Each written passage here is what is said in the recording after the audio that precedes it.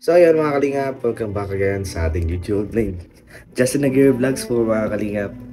At ngayon nga for today's videos, grabe nakakagising ko pa lang.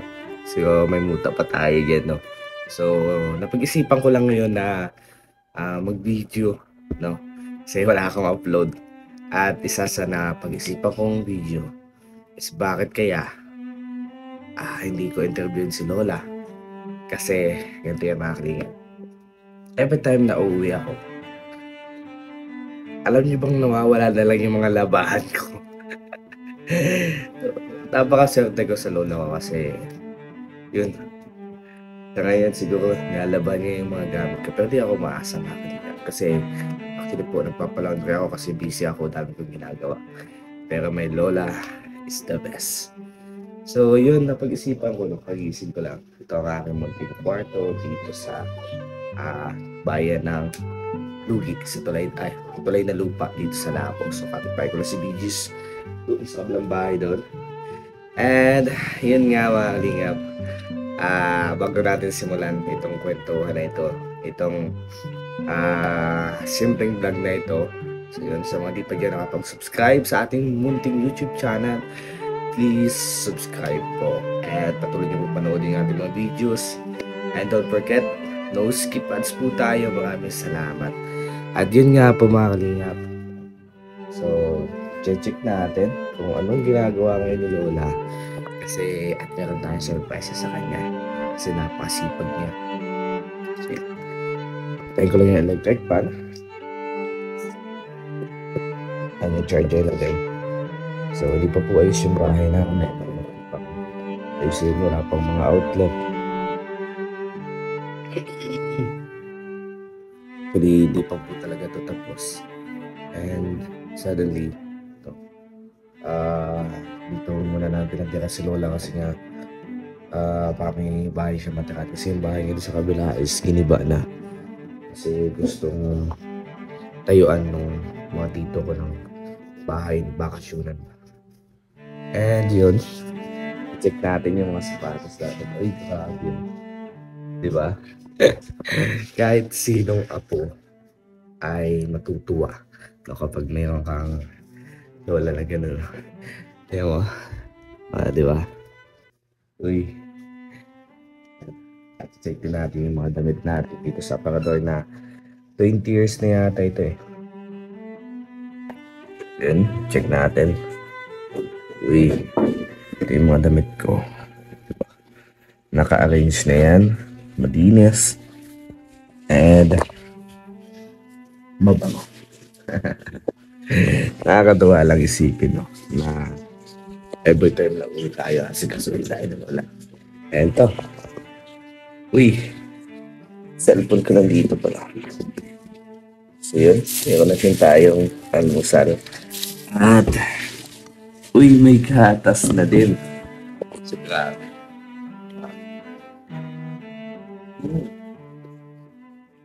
Alam niyo talaga nagigising na ako ng ito. Nakakatuwa na. And check din natin dito yung linis ng kwarto ng lola. Check natin dito yung mga damit ko. Tadaan! Di ba? Naka-arrange din yan. Maayos ang pagkakalagay.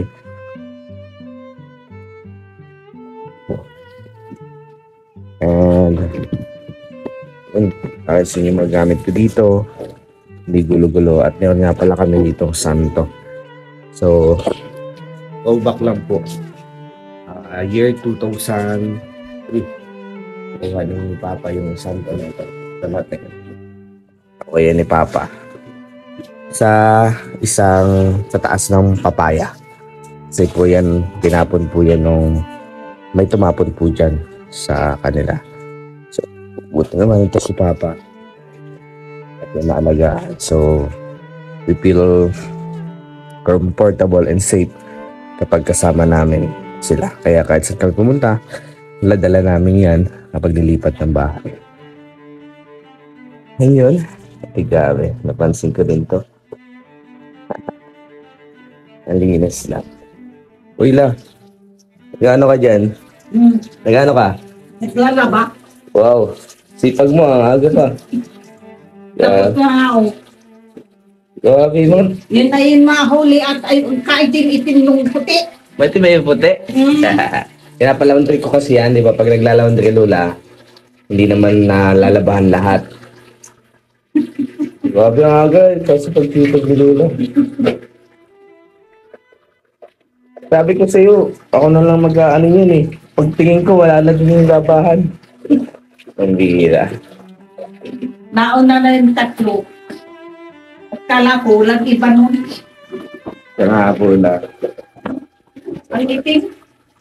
Pinapalaundry ko yan, kaya maitim. Babalaw ko ng babalaw at ang itim. Hindi na lang kasi magkaroon ng time para makapaglaba. Kasi nga, si person, eskwela, vlog, eskwela, vlog. So, diba, napahirap sa akin mga vlogger na mabigyan pa ng time para sa paglalaba. Si Kuya Well, ganyan. Ito si Kuya Well, meron siya mama. So, tuwang-tuwa nga siya kasi, diba, yung, may iba kasi yung care ng magulang. Nakikita nila na yung anak nila nagtatrabaho, nagsisikap. Sila, yung mga simpleng bagay na tulad na lalabahan, naasikasuhin. Kasi sa gawain ng mga magulang. Sabi ng mga anak, masakap sa pangarap namin ngayon. Inaasikaso kami. So, kung wala man dito si mama, pero meron naman akong lola. Meron naman akong lola. So, dating ko nga kagabi, dali ako ng pupo. It's 12 na yun. Ito, sakto pa na. Sana ako ni Lola. Then, kasi lang kasi yung nakangiti, nasasalog yung sa'yo. Lola, saan galing yung 50 dito? Lola, Alin? saan galing yung 50 dito? Saan galing tong 50? Isa bulsa mo. Ay, yung sa bulsa ko pala to.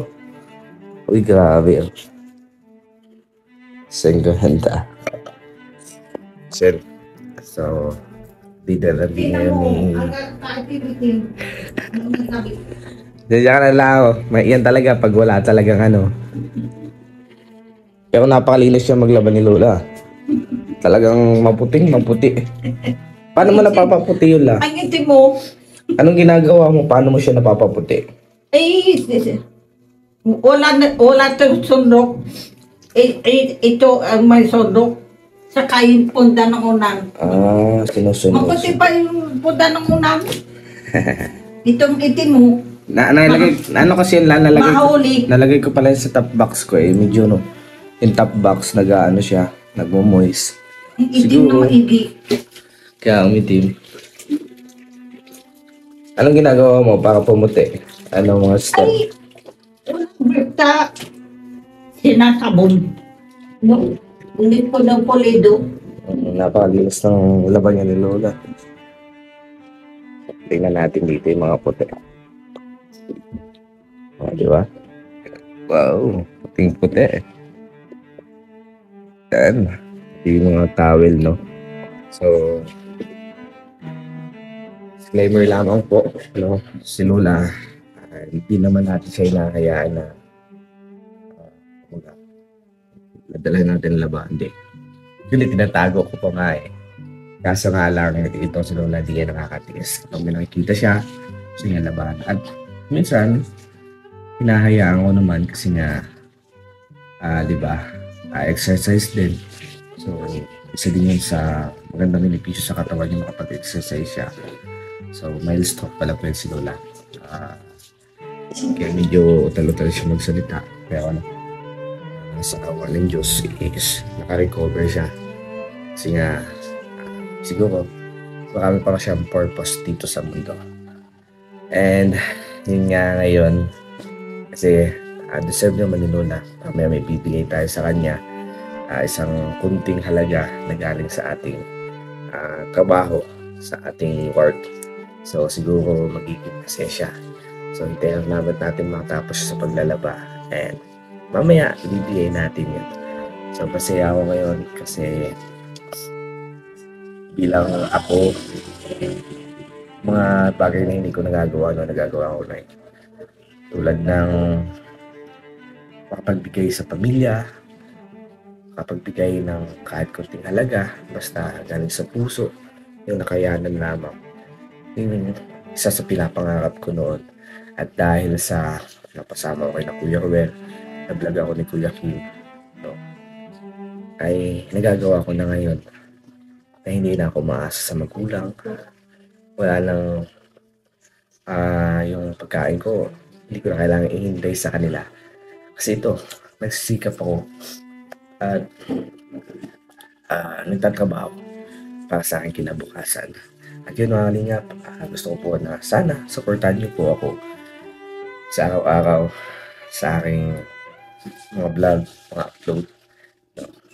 So yan, maraming salamat. Ang simple niyo po pag-skip ng ads ay napakalaking tulong po yan sa atin. Paglalaba.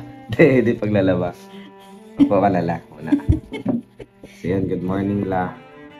Kamusta ka dito sa bahay? Okay naman. Okay naman, maayos naman. Maayos naman. Walang Walang multo. problema. Di naman ang nagmumulto. Hindi na nagmumulto. Di na. Ilan taon ka na nga La?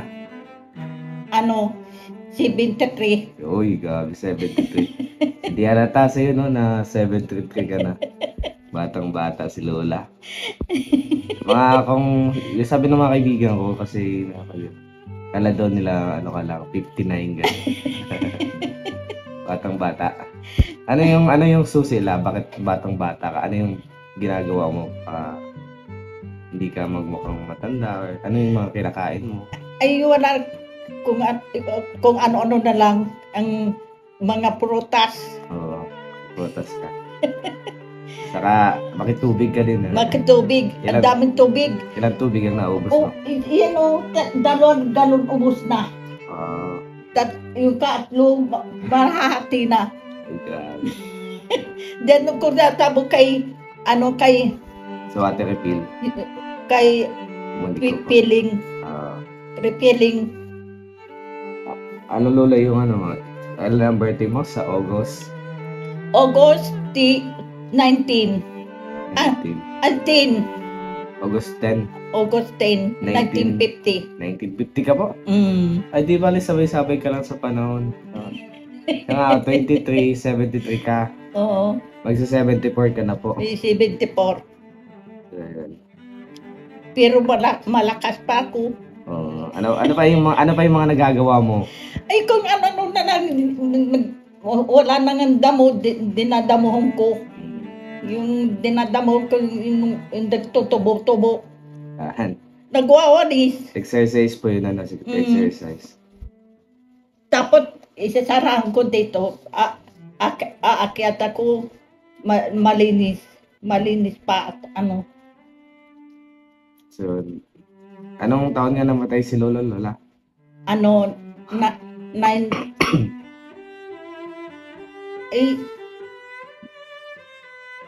di ko alam kung anong 2000 ano yun? 2010. 5 taon ako nun. 2010 or 11. Kasi mag-ano na siya ngayon eh. Mag-10 years yata. 2000 ganyan. 2000. 11 years old 11 na. years na. Mm. Kasi 5 years old ako noon, nalala ko. Namimiss mo si Lolo La? Ano? Namimiss mo si Lolo? Eh, siyempre naman. Ay, okay. Namimiss. Kumisan gising na agad ako pag alas 4. Pag anong gising yan. Ang aga. Ba't ang sipag-sipag mo La? Awan ko nga gusto ko kabagay trabaho ng trabaho. Yung labang ko, tinago ko na nga yun eh.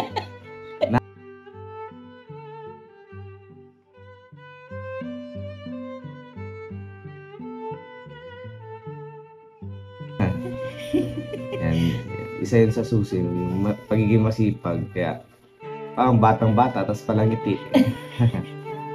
Kaya yun, mabi ng mga kaibigan pala niya, 59 ka lang. Hindi. Kaya magsi-70. 74. Tapos tingnan mo yung buhok mo lang, wala pang kaputi-puti. itim na itim pa yung buhok mo, di ka pa napapanat, healthy. Kita mo hindi pa ako kubot. Oo, di pa kulubot yung balat. Yung braso ko. 70 na yan, pero okay pa rin yung yung balat niya, healthy. Mataba ako ngayon. Namimiss mo din minsan na yung mga anak mo. Ay, siya nga, namimiss ko din at di ko na nakikita. Si Merly lang. Iyak sa lolo.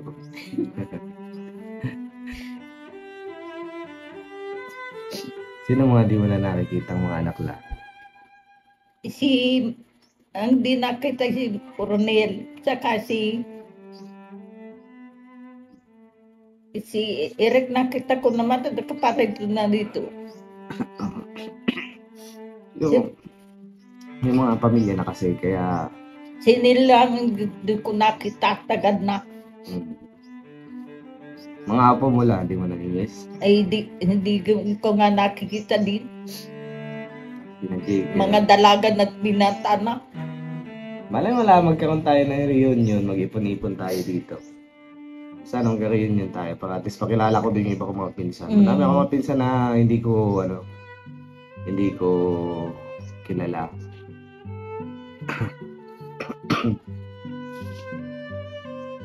Tapos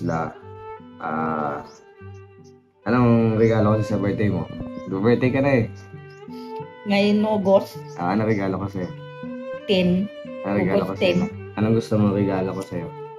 Ay, maglulog ka kung ngalan. Bahala ko. Basta galing basta galing sa puso. Kumusta man ang mo, Lola? Gamot mo? May gamot mo Ay, ba? meron. Buwan na nagbibili si Susan. Buwan. Maintenance mo na po talaga yan. Maintenance. Hanggang kamatay.